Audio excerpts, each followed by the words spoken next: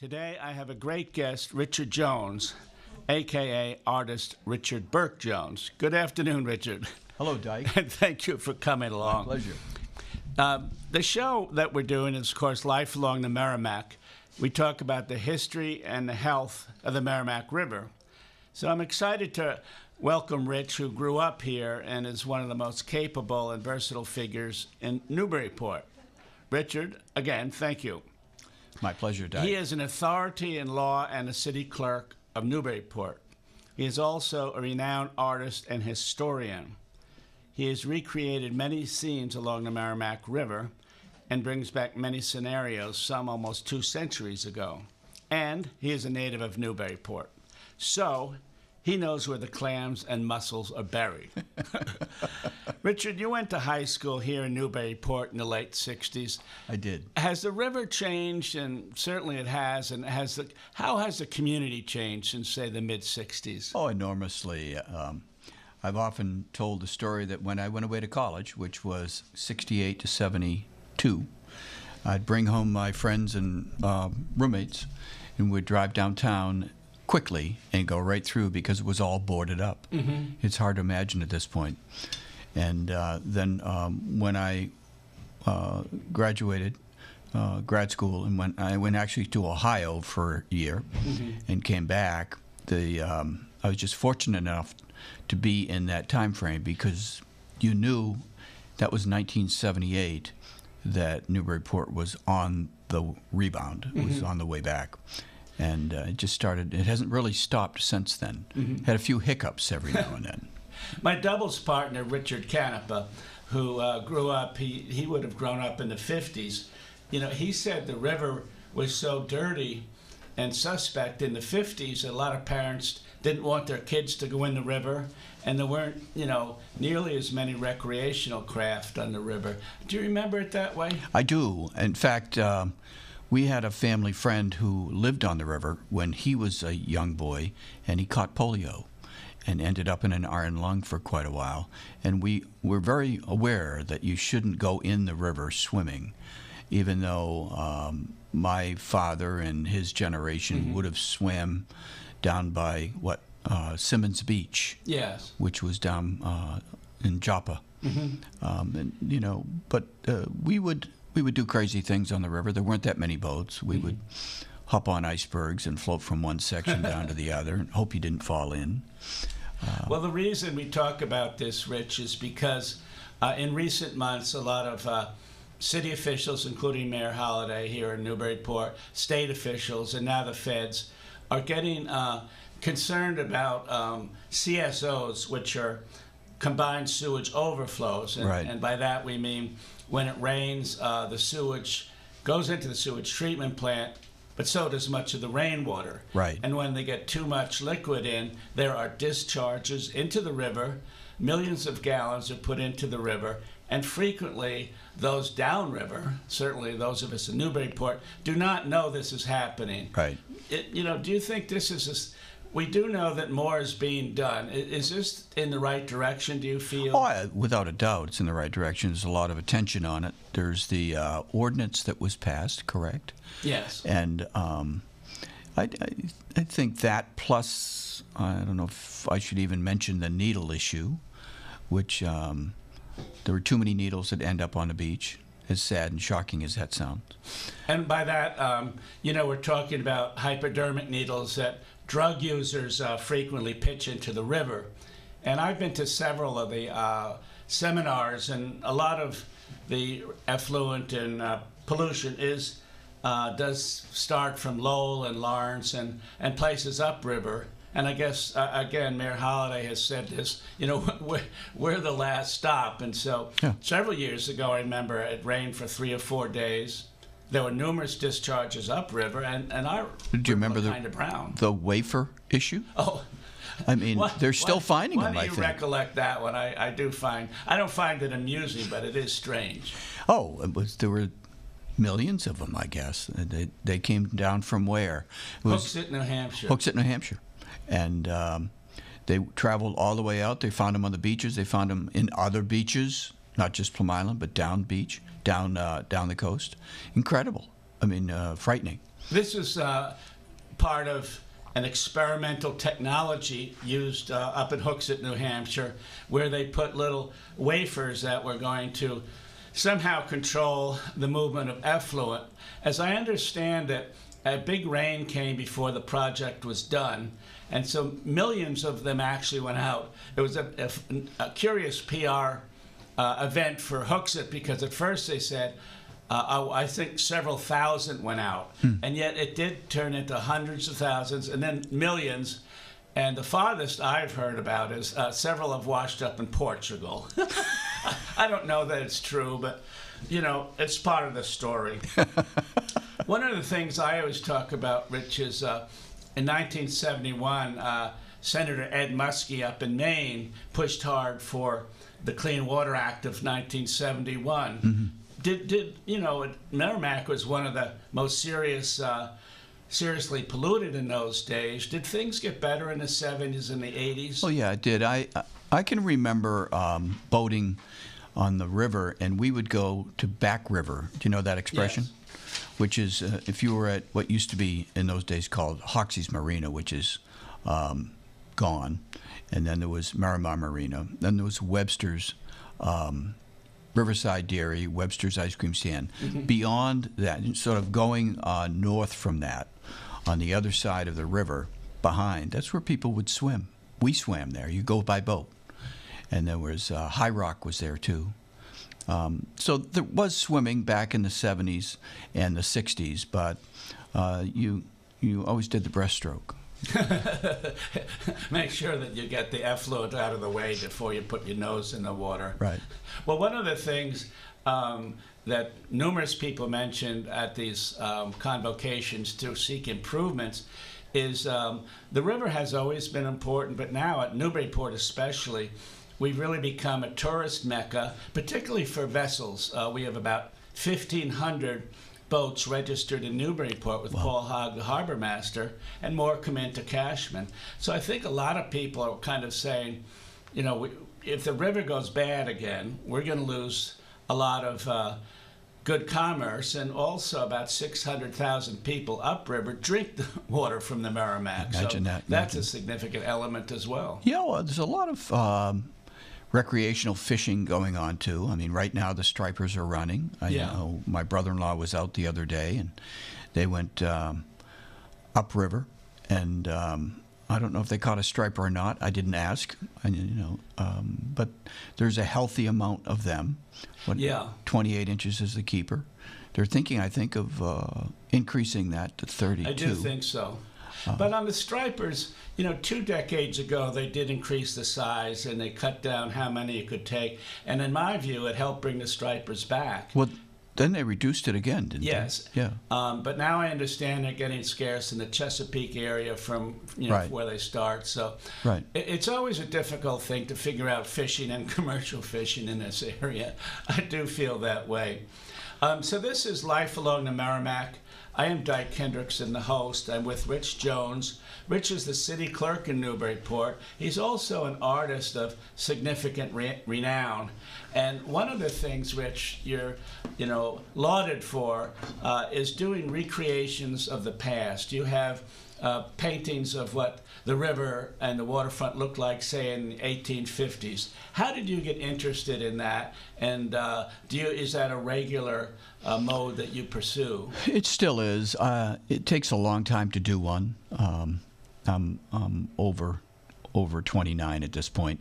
And so when I look at one, I think of a year's project. You really do research for 3 months, Then I'll do a pen and ink drawing for 3 to 6 months, and the painting will take 3 to 6 months. So it's a year plus project. And how I got involved in it, I think it's a fair statement. I fell in love with the Unitarian steeple, and hasn't everybody? Yeah. And I decided for some reason to do a crow's nest view, which is lower than a bird's eye view. And I decided to go back in time because I knew of certain areas downtown that had burned. The Bartlett Mills burned in 1884. Mm-hmm. And just the whole area changed. And so I thought, well, I wonder what it was like. And there's a lot of material at the library. We're blessed with the Archival Center and the Historic Society of Old Newbury, now the Museum of Newbury, and of course the Custom House. And so we have all those resources. And if you go back to 1860, there's some that are photographic. Newburyport was blessed to have some early photographs, particularly. Well, we supposedly got photography in 1839, and from the my knowledge, steeples. we're one of the first communities because the leaders were here. That's right. That's right. And we have old maps, fire maps, and drawings. And so you have the resources, and I guess if you just use your imagination a little bit, and if you have at least some number of existing historic structures, you can, by educated guesswork, recreate from the foundation up the other structures. Well, you have a beautiful painting hanging at the Custom House Maritime Museum, where in this case the gull is looking at the Episcopal Church, and past the church is, well, of course it's a town, but beyond there you can see the masts of some of the great sailing vessels. That must have been exciting to do. Yeah, it was. I mean, if you use your imagination, can you just imagine walking down Market Street or Green Street, and you've got 2 or 3 triple-masted ships at the bottom with all sorts of kegs of rum that had just come in, and you've got a couple of friends that are saying, "Are you heading out? I'm heading out on the next ship, due east," or whatever the expression was. Just they were courageous people. They were ready for adventure and risk takers, particularly the owners of the vessels, right? How many would they lose? I mean, if you and I chipped in, Dyke, and we said, I think we've got a 50% interest in this ship, it might be a 25% chance that we're going to end up with nothing or more. Plus, But we also might get rich. Places. Yeah, I mean, they went to Hawaii, they went to the Far East, Japan. It's really remarkable. And, of course, communications was not existent in that day, and right. so you could be gone for 2 years. Right. In fact, they say some of the little cabin boys who would sign on here in Newburyport would be gone for years. They'd come back and they would have seen, many communities around the world, but had never been to Boston, right, because they shipped out for so long.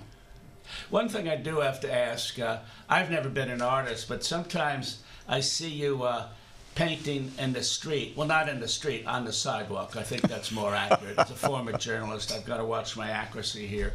But sometimes people come up to you and talk to you, and I always wonder, I mean, on one hand, it's great, but does this mar your concentration, or do you get used to it? You get used to it. You certainly get in the zone when you're out painting, and sometimes most people actually can understand you're in that zone and keep their distance, and some just cannot restrain themselves and come right up and just say, "Hey, you're going to put me in a painting." But recently I've been going out onto the marsh in the early morning. As you go out to Plum Island, you come to the Plum Island Bridge, yes, which is dedicated to a Donald Wilkinson, Marine, died in the Vietnam War. And if you go off to the right, there's a very nice area, part of which is his memorial. And so I've been setting up there, and it's interesting because it's quiet.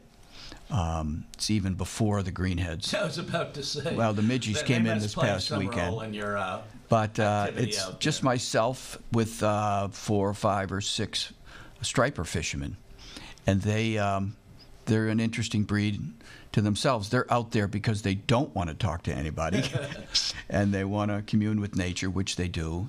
And I've been working on a painting. Several of them are in it against their will. And it's fascinating.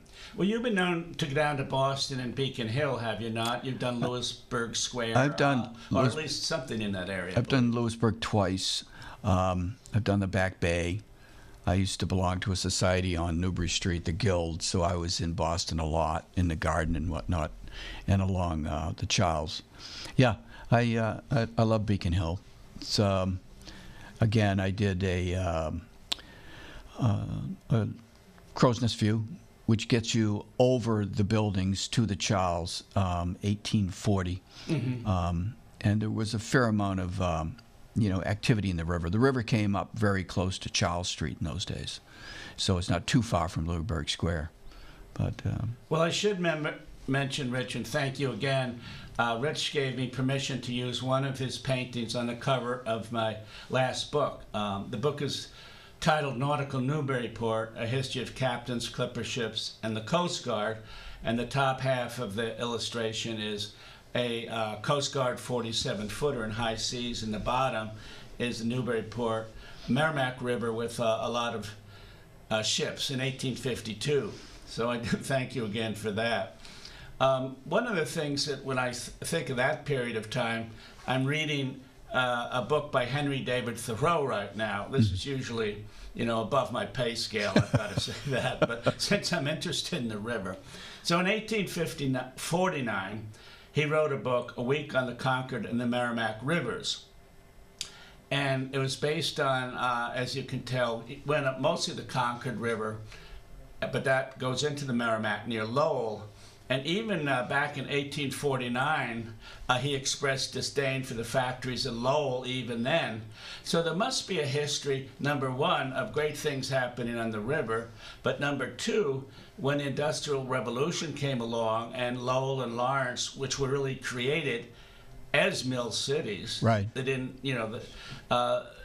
it must have been a dark time for the river at that point. I would think so too. No, I haven't painted Lawrence and Lowell. There's a lot of things to paint up there, and it'd be interesting to recreate that period with those mills going. You just have to go along 495 and look to the right to see those enormous mills. Yeah, can just imagine. And of course, the mills in Newburyport were a real going concern back in those days. I think of the fires, unfortunately, that occurred. Well, as you point out, there was the Great Fire, uppercase, great, the Great Fire of 1811.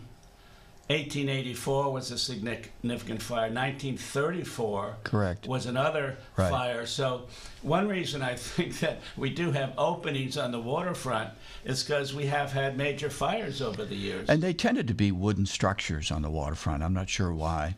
Of course, we know after 1811 why they're all brick. It was by state statute.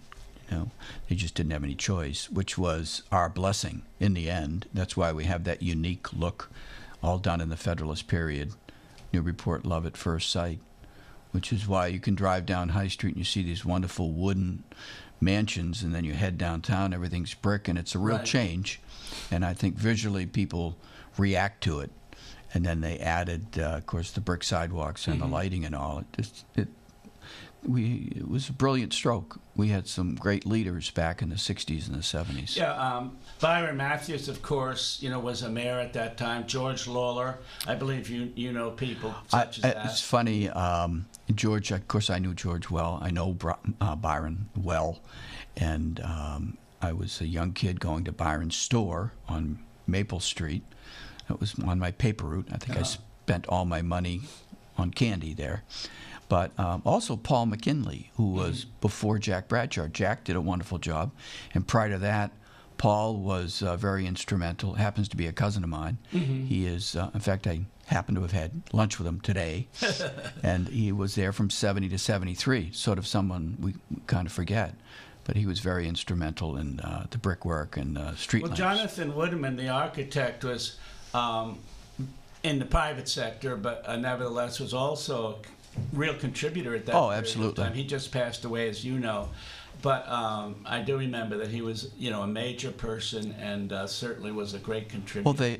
Well, I won't say they all got together along all lines. Famously, they did generally, from my understanding, like and respect each other and get along. But they all had one thing in common: it was Newburyport first. They really felt that. You can still feel it when you meet them today, and I think it's because of that. Of course, Newburyport wasn't first; it was last. And when I was growing up, my father worked in Haverhill. You went to Haverhill if you were going to do any shopping, and maybe Lawrence. And now, look, it's the other way around. Totally opposite. Did you realize in the 80s, for instance, that you know, it was turning around and Yes. it was destined to be a really, because when I worked in Boston, I worked for Boston for 20 years, including the Boston Herald and the Boston Business Journal. Every time I get to know someone, where do you live? I live in Newburyport. I mean, I never had a time where people didn't say, what a great town. Right. It's historic, there's a lot of restaurants, it's a lot of fun. Did you see that happen in the 80s and 90s? Oh yeah, without a doubt. And in the 70s, the 70s really was the turning point, because in the early 70s, people wouldn't have given you that reaction. And 78 through 82, 5, they would have. It was back by then and coming on strong. And I don't, the other odd event, a series of events, is how things have been renovated. When I was born on Prospect Street in the South End, and in those days you only had one choice to get out of the South End. You go to the North End, and now, because it's just the reverse. When I was first practicing law in the late 70s, early 80s, I had a client who came in and said that she would like to divest herself of all her property in an area of town that she just didn't like very much at all. I said, where was that? She said, Prospect Street, do you know it? I said, oh, I'm from there. Well, you know, it is a success story, and things are still happening, of course, in the city. And in recent weeks, I believe the new parking garage has opened. It has. That's down, you know, right on Merrimack Street. Did you, of course, were part of meetings for several years on that. I was. It seems like it's worked out quite well. It's Yeah. handsome and... No one has said they dislike the look. It's, and a number of people have said it's the best looking parking garage in Newburyport. No, and actually, even in New England, if not beyond. Now I think it's the best parking garage in the world. But it is filling up on the weekends for sure, and you know, it's catching on. Mm-hmm. And there are monthly passes that people are starting to buy, and it's so far so good. Well, you're also the general Isimo of parking in this community, so I know you had a big role in it. One of the, as I say to our listeners, one of the things I covered City Hall for about 5 years, and before they decided on the parking garage, there was this idea of digging up the Green Street parking lot would come up frequently, either going underground on Green Street or having 2 or 3 stories on the Green Street lot. That's right. But I remember the merchants were much against that because they said, you know, we can't live with 2 or 3 years That's of right. a dug-up parking lot. We can't survive. That's right. There was a tremendous pushback on that. And there actually was, I think, an order in City Council to approve that. And the mayor at the time liked the idea. And I think it was 1 vote. It might have been the Ward 4 councilor. Charlie Tonto? No, before Charlie, it might have been the Jones? No, he was in 5. Urford Fowler. He might have been the vote. But there were others. There was a plan to raise the Daily News building and put a garage there in and take over the laundromat and have a drive-through there. Not a bad plan. Never went too far. Well, I should say no aspersions cast on the Daily News. We love it. And then there was also the plan to take the telephone building down on Green Street and then go over and create a garage over Hales Court, which is now Prince Place lot, make a multi-level out of that, which would have been also a good location. So but part of the plan for building the parking garage, as I recall, was so more cars could be taken off the lots adjacent to the river. True. And we could have more park space. Does that appear to be in the future somehow? Oh, yeah, I think without a doubt. There's the home rule petition order at the on Beacon Hill right now. I think it's had 3 readings. And, you'll see an expanded park and reduced parking on the waterfront. I can't sit here and tell you when. When I was involved in the settling of the Ways the Waterfront case back in 1980, that was supposed to be the end of it. So, well, I read all the clips on that, and Bill Harris was a lawyer here in town and Yes. has had a large role in many For of sure. the activities. It was very valuable. Another thing that worked out well here in town, in my view, is the Senior Community Center, which we're right there now for people who don't know where the media center is, 331 High Street. But that went to vote also, and it passed, and it seems like that is one of the big successes. Yeah, I think it is. And again, everyone loves the building. There's plenty of parking, and the rooms are laid out well. The contractor did a really nice job. Yeah. And talking about now, this is another role that Rich has. He is the election commander, and so he superintends the elections here in town. So my question regarding that is, parts of Ward 1 vote on Plum Island at the old Coast Guard station. True. Is that in play to be changed, or is it still going to be the polling spot for a while? Still going to be the polling spot as far as I know. The city now owns that building, has for 15 years, and didn't do much with it at first. And voting was across the way in the fisheries garage, literal garage.